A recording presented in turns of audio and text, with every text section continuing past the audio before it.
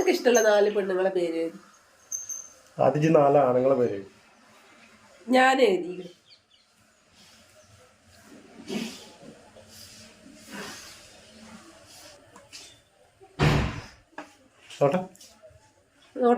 ആദ്യം മമ്മൂട്ടി, മോഹൻലാല്, കമലഹാസൻ, ഇങ്ങനെയാണ്. നിങ്ങളത് നോക്കട്ടെ. സഫിയ താതാരാ? നെരിപ്പറമ്പ് ഫാൻസി കട. ഷഹല എനിക്കെപ്പോഴും വിളിക്കാറില്ല. എന്റെ കൂട്ടുകാരി ആ ചുരുളമുടിയുള്ള. അപ്പൊ നാൻസിയോ? ഐശുവിന്റെ ടീച്ചർ ഇവിടെ മറുകുള്ളത്. ബിന്ദു ചേച്ചി.